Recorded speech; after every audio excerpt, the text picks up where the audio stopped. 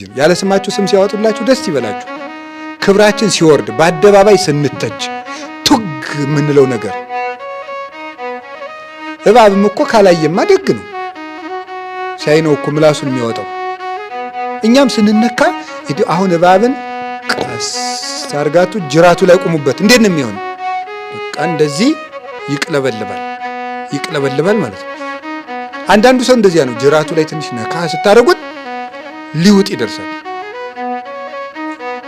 እና ስንነካ እንቻል እስቲ ስንሰደብ፣ ከሰው መሃል ስንዋረድ፣ ከሰው መሃል ስንነቀፍ ሁላ ምክንያት ፈልገን መታረቅ ሲገባን ምክንያት ፈልገን ነው አይደል የምንጣለው? ምክንያት ፈልገን እንጣላለን። የማያጣላ ነገር ቢኖር እንኳን የሚያጣላ እንፈልጋለን በደንብ አድርገን ማለት። ሰው 1000 መልካም ነገር ተደርጎለት አንድ ክፉ ነገር ሲያገኝ የሚያስታርቀውን 1000 ነገር ንቆ የሚያጣላ አንድ ነገር ካገኘ ጠብ ያነሳል፣ አቧራ ያጤሳል ማለት። እግዚአብሔር ደግሞ ከሱ ጋር የሚያጣላን 1000 ነገር እያለ ከሱ ጋር የሚያስታርቀን አንድ ነገር ካገኘ በዚያ እግዚአብሔር ፊቱን ይመልስ። 78 ነፍስ በልቶ አይደል እንዴ ቀዝቃዛ ውሃ ሲያገኝ በዚያች ማረው። ይውላል ብዙ በድሎ አንድ የሚያስታርቀው ካገኘ ሰው እግዚአብሔርን መሰለ የሚባለው በዚህ ነው በእውነት ማለት።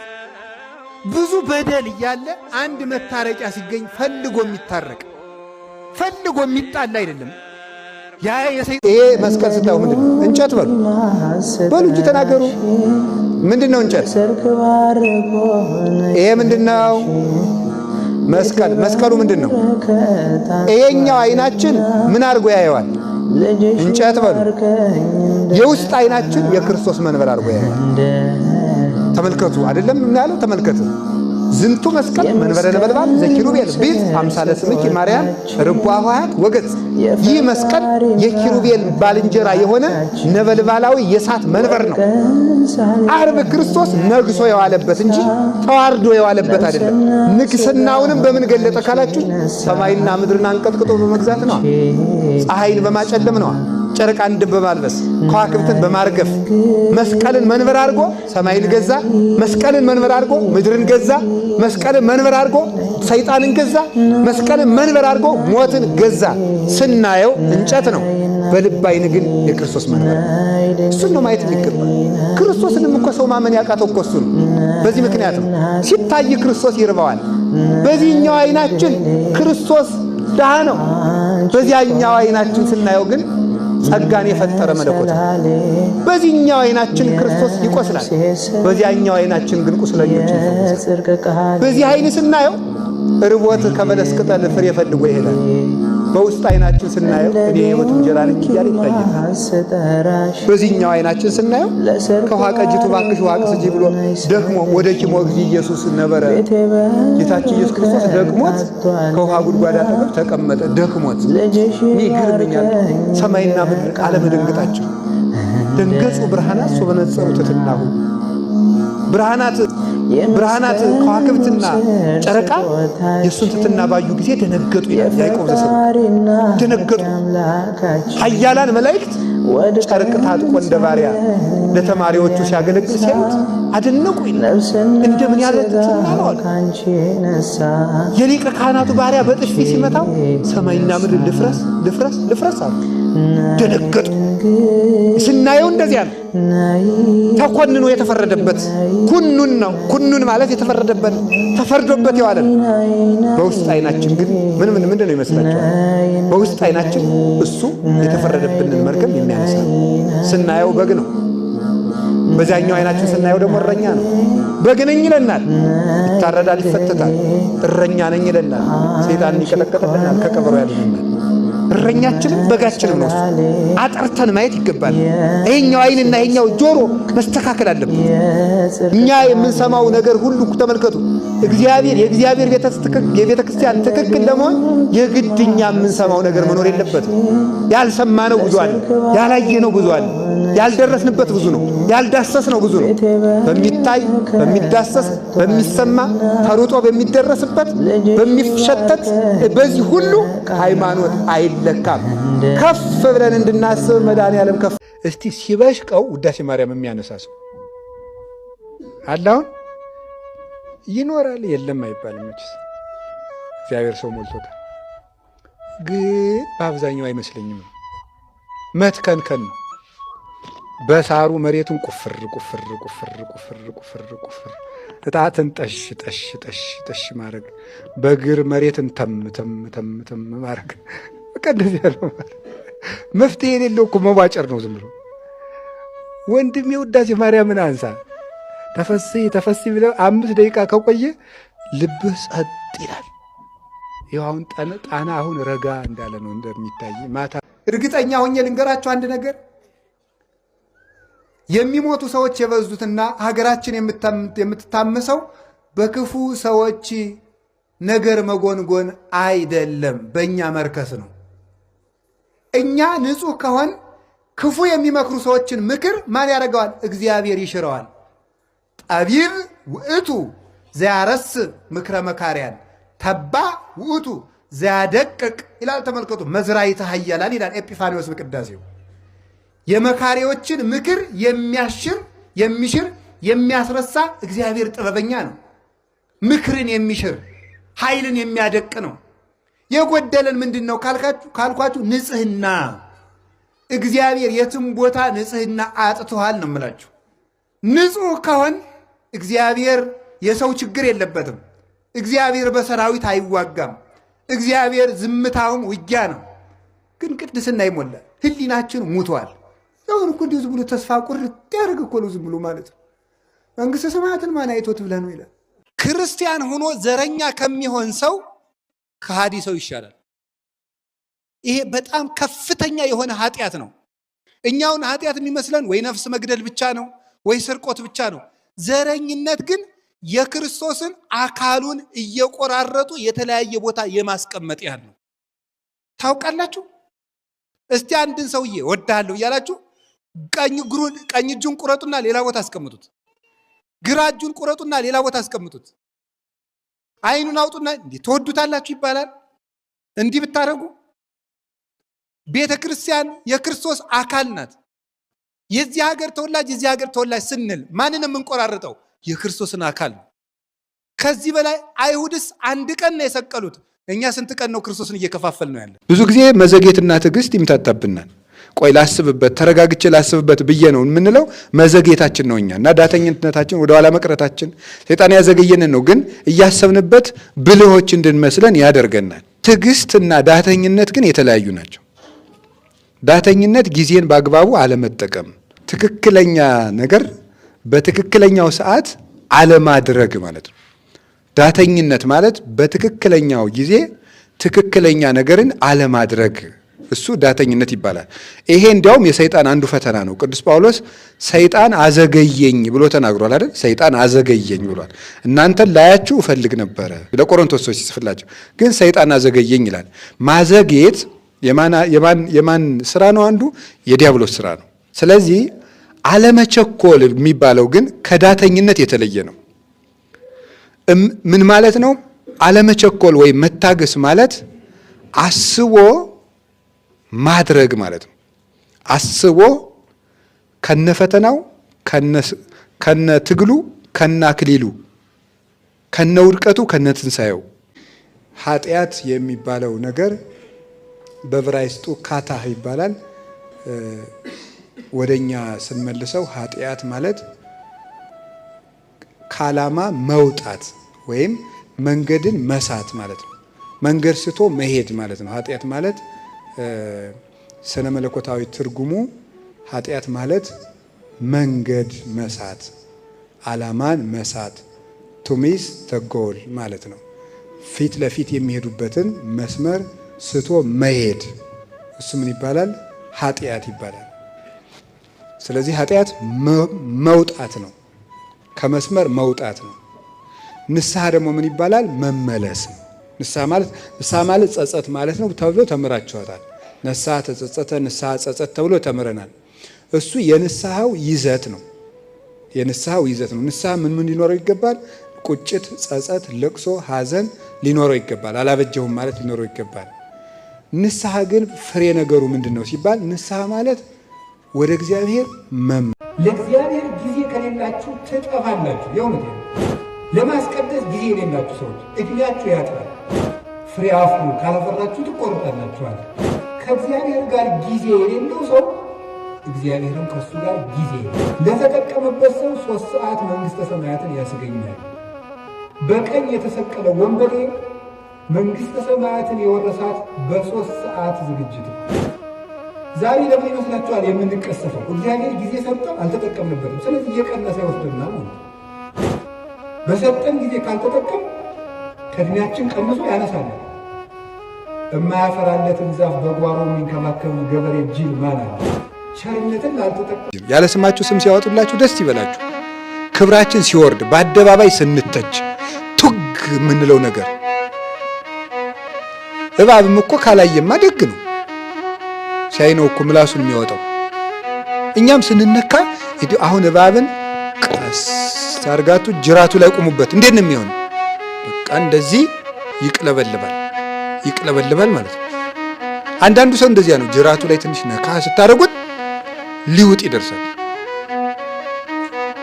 እና ስንነካ እንቻል እስቲ ስንሰደብ፣ ከሰው መሃል ስንዋረድ፣ ከሰው መሃል ስንነቀፍ ሁላ በዓለም ላይ ሰላምም የጠፋ መስማማትም የጠፋ ችግርም የጠፋ ምን ብቻ ነው? ስጋ ብቻ በዓለም ላይ ስለበዛ ነው። ከብት ስለማሰብ እኮ አለብን። የሰው ልጅ እንደ ሰው እንደ ባለ አእምሮ አስቡ እንጂ ብሏል ቅዱስ ጳውሎስ። እንደ ባለ አእምሮ አስቡ እንጂ እንደ ሰው አስቡ እንጂ ተብለናል። ያ የሆነበት ምክንያት ለምን ታውቃላችሁ? እውነት ለምንድን ነው የጠፋ? እውነት የነፍስ ነው። እውነት የነፍስ ገንዘብ ነው። እንዲያውም ቅዱስ ዮሐንስ አፈወርቅ እንዲህ ብሎ ይናገራል።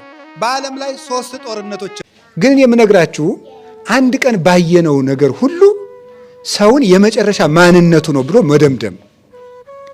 ይሄ ነው ከሰው ጋር አላኖርንም ያለ ሰውም እንዳይመለስ ያደረግነው ለዚህ ነው። እንፈርጃለን። ቶሎ ለመፈረጅ አለመቸኮል። ይኸው ሐዋርያት እንዲህ ብለው እንደቸኮሉና ጌታ እንዳረማቸው አላያችሁም? ዮሐንስ ወንጌል ምዕራፍ 9 ላይ እውር ሆኖ ከእናቱ ማኅፀን የተወለደው ልጅ ምንድነው ያለው? ሐዋርያት ሄደው በኃጢአተ መኑ ተወልደ ዝንቱ እውር።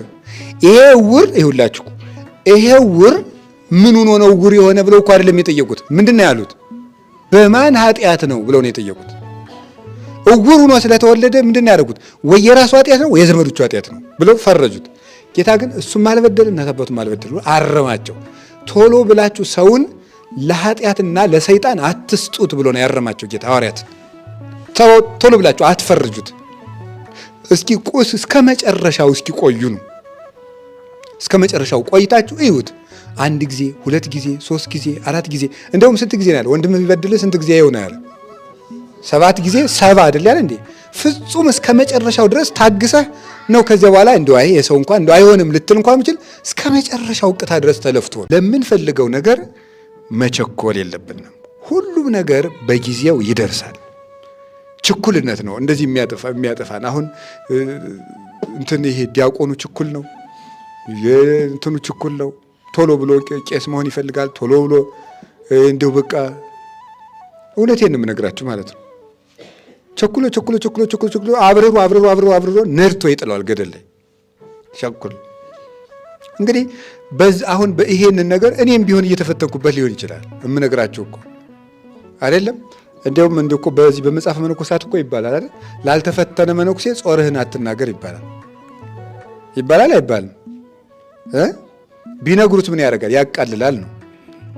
ስለዚህ አሁን እኔ የምነግራችሁ ሁሉን ነገር ተንኮለኛ ሰዎች ብዙ ጊዜ ካያችኋቸው ስራ ፈት ናቸው። እረፍት የሚበዛባቸው ሰዎች ናቸው። እረፍት የሚያበዙ ሰዎች ተንኮለኛ ናቸው። ነገር የገጠር ሰው ጥሩ ተርቷል። ስራ ሳጣ ልጅን ላፋታ ብሎ ይል እንዲህ ሰውየው ልጁን አፋቶ ተገላግሎ ፍንጥር ጠጥቶ ሊመጣ ማለት እኮ ነው።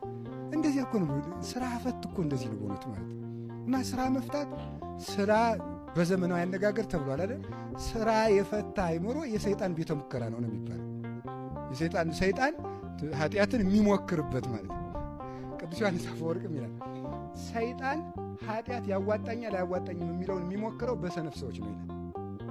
እስቲ ይሄንን ነገር ሊሞክረው ብሎ ደህና ባይታው ሂዶ አይሞክርም። የሚሞክረው ጅሉ ነው። ጅሉ ይሞክርና ይሄ ነገር ጥሩ ነው ያዋጣል እና ሰው መጀመሪያ የ50 ብር ዕቃ ገዝቶ አይደል የ50 ሺህ ብር ንግድ የሚጀምር። ሰይጣን መጀመሪያ ከጅል ሰው የሞከረውን ኃጢአት ትልቅ ሰው ያደርሰዋል፣ ትልቅ ሰው ይጥልበታል ማለት ነው። እና እና የኃጢአት መፈተኛ ነን እኛ፣ የኃጢአት መሞከሪያ። ኃጢአት ሁሉ መፈተና የሚጀምረው እኛ ጋር ነው። ለምን? ስራ ከመፍታት ተነሳ። ስራ ያጣ መነኩሴ በሉ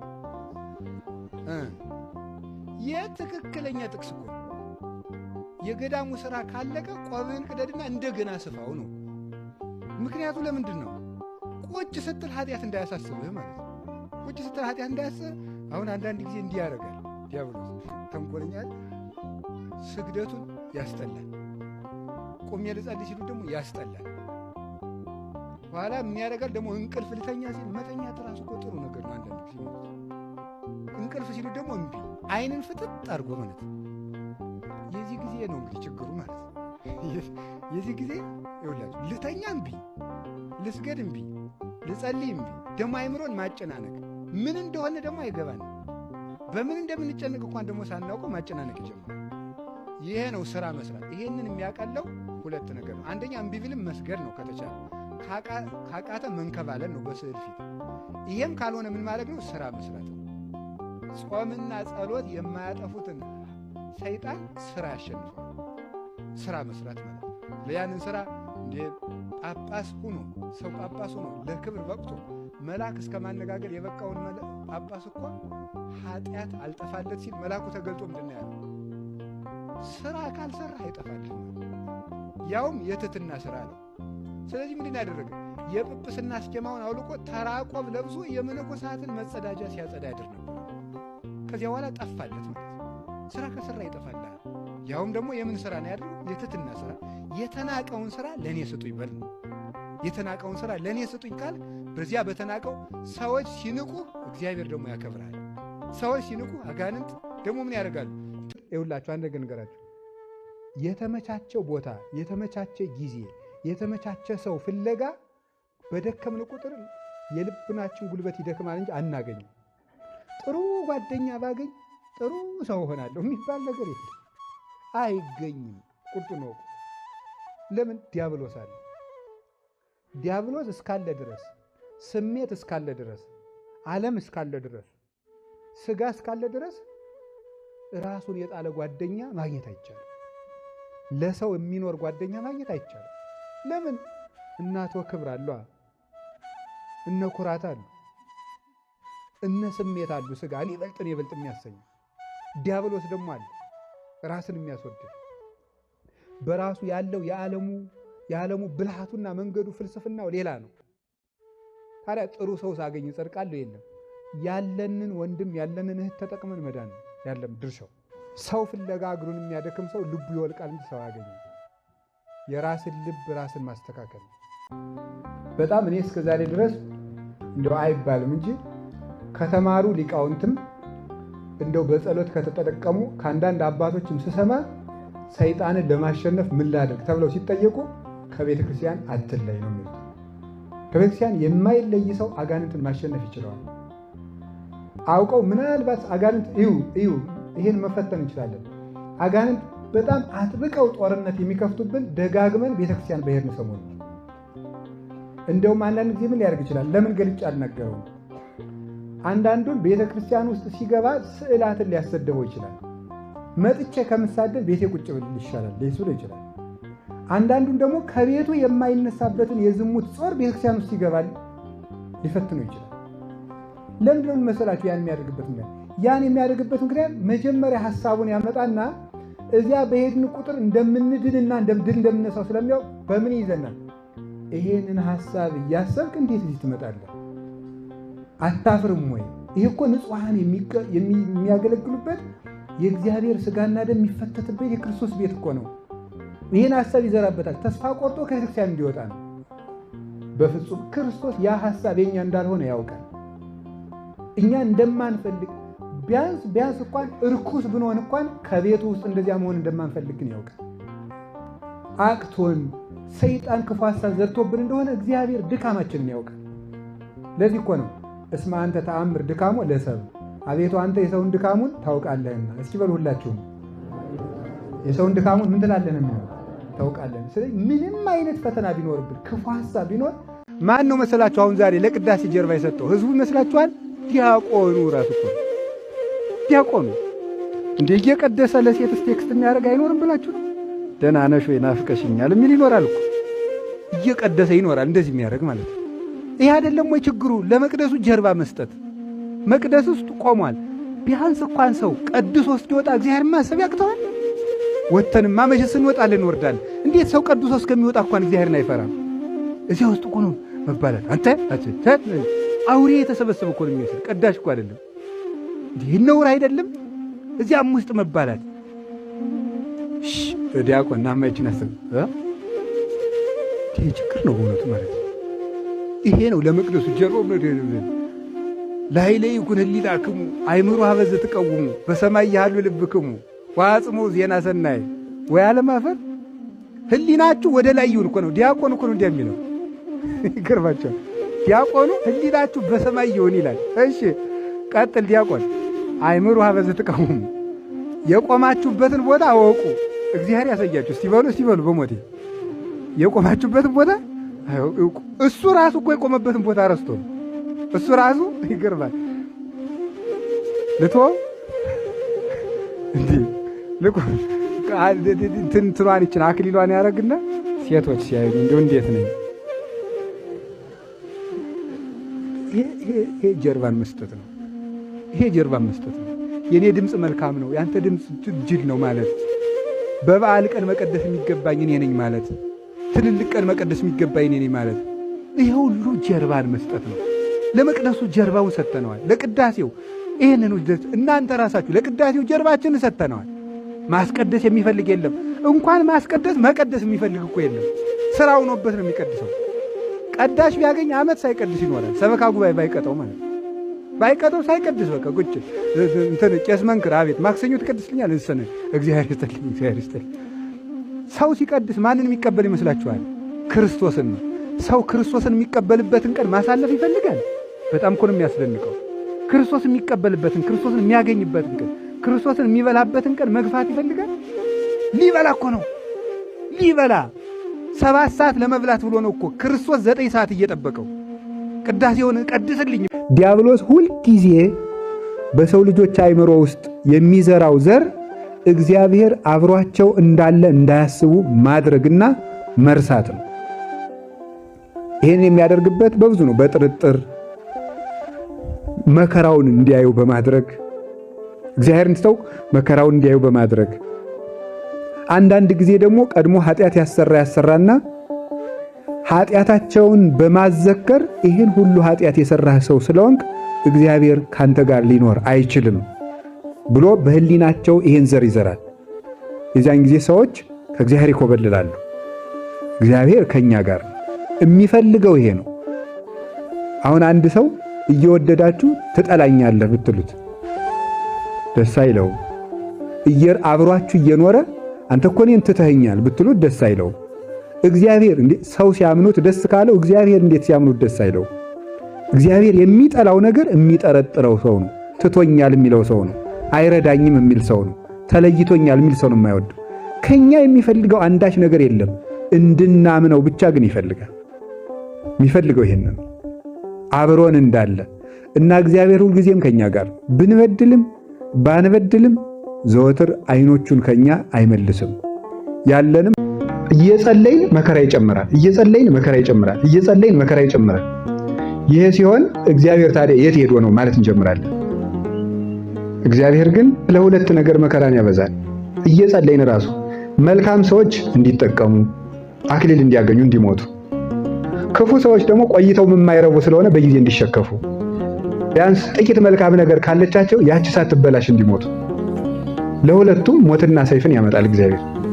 እግዚአብሔር በነገር ሁሉ መልካም ነው። የሚያደርገውን ያውቃል፣ የሚጠቅመንንም ያውቃል። ቁጣም ትዕግስት ይፈልጋል። የምንታገሰው ለምንድን ነው? ለምን የምንታገሰው? ሰዎች እንደማያውቁ ልንረዳ ይገባል። ሶበሰ አይመርዎ እሚሰቀልዎ ለእግዚአብሔር ስብሐት፣ ቢያውቁትስ የክብርን ጌታ ባልሰቀሉት ነበር ይላል። ሰው እኮ ካላወቀ እንኳን ባልንጀራውን መስደብ ፈጣሪውን ሰቅሏል። ካላወቀ ሰው ይሳደባል፣ ካላወቀ ያጠፋል። እና ሰው ባያውቅ ነው ብለን መራራት አለብን። ሰው ሲሰድበን ሲያጠፋ ባይረዳ ነው ብለን ማሰብ አለብን። ሁለተኛ ደግሞ የቁጣ ሰይጣን አለ ራሱን ችሎ። ያ ደግሞ እንዲቆጣና እንዲሰድበን ያደርገዋል። አይ ሰይጣን አሳስቦት ነው ብለን ደግሞ ማዘን አለብን። ሶስተኛስ ምን ማድረግ አለብን? ሰው አንድ ነገር ሲበድለን ስጋዊ እንደሆነ ምን ማድረግ ነው? ለነሰ ስጋውያን ይሄል ይገ ስጋ ነሐውር በፍኖተ ስጋ ወነገብር ግብረ ስጋ ወባይቱ አንተ መሐረነ ሕገ መንፈስ። ቅዱስ ዲዮስቆሮስ በቅዳሴ የተናገረው ስጋውያን የምንሆን እኛ የስጋን ነገር እናስባለን፣ በስጋ መንገድ እንሄዳለን፣ አንተ ግን የመንፈስን መንገድ አስተምረን ይላል። በአራቱ ባህሪያት ውስጥ የሚኖር ሰው የስጋውን ያስባል። የስጋውን ሲያስብ ድንበር አልፎ እኛን ይበድላል። ሲበድለን ስጋ አይደለ፣ አራቱ ባህሪያት አይደለ፣ እኔስ ይሄንን ሰርቼው የለ ማለት አለብን። እንኳን ይሄ አገዳ ለቀማ ለሆነው ለኛው ጽድቅ ማለት ነው። እኔ ይሄንን ሰኞ ሰርቼው የለ ሐሙስ እሱ አደረገው ብዬ ለምን እናደድበታለሁ ማለት ይገባል። ይህንን ማሰብ ሰውን ከቁጣ ያድነናል። ህዱእ መሆን አለብን። ያ ነገር ያልፋል። ዝም ብንላቸው ሰዎች ሌሊት እንቅልፍ አጥተው ጠዋት መተው ይቅርታ ይጠይቁናል። ከመለስንላቸው ግን መልሰን እሳት እናነዳለን ማለት ነው። ቢያንስ ሌላ ማድረግ ቢያቅተን ስንቆጣ ዝም ማለት አለብን። አንድ ቅዱስ አባት ነው የተናገረው፣ ምንም ማድረግ ባትችል በተቆጣህ ጊዜ ዝም በል፣ ከዚያ በኋላ ቁጣህ ይበርዳል። 5 ደቂቃ ዝም ቢል ሰው ይበርድለታል። ለምን መሰላችሁ? ማሰሪያው ካልተፈታ እህሉ ይፈሳል እንዴ? አይፈስም። የማዳበሪያው ማለት ነው ወይም የከረጢቱ አፉ ዝም ካለ ከአንድ ሰው ቁጣ ይበርድለታል። ይሄንን ስናደርገው ትዕግስትና ኪዳነ ምሕረት ስላለች በሷ ምክንያት እንዳንቀሰፍ ስለሚጠብቀን ነው እንጂ ኪዳነ ምሕረትን በእውነቱ ውደዷት። አዲስ አበባን ከሚጠብቁ አድባራት መካከል እስጢፋኖስን ነው መስበክ እንዳትሉኝ፣ ነገ እንነጋገራለን እሱን። እሺ። ስለዚህ እንጦጦ ኪዳነ ምሕረት ነው። እኔ እንጦጦ ኪዳነ ምሕረቱ አስተዳዳሪ ልከውኝ እንዳይመስላችሁ ኪዳነ ምሕረትን ስለምወዳትና የእንጦጦ ኪዳነ ምሕረትን ብዙ ታምራት የተደረገባት ብዙ ለ200 ለ300 የተሰወሩ ቅዱሳንም የኖሩባት ቦታ ነው። ለ300 ከግራኝ መሐመድ ጀምረው ከሞት ተሰውረው የነበሩ ቅዱሳንም ነበሩበት። በግራኝ መሐመድ ጀምረው ተሰውረው እስከ ጃንሆይ ዘመን ድረስ የነበሩ ቅዱሳንም ነበሩ። በዚህ ይሄ እነዚህ ማናውቃቸው ተራሮች ነው የሚጠብቁን። አሁንም ደግሞ የቅድስት ኪዳነ ምሕረት በረከቷና ቃል ኪዳኗ በጌታችን በኢየሱስ ክርስቶስ ቸርነት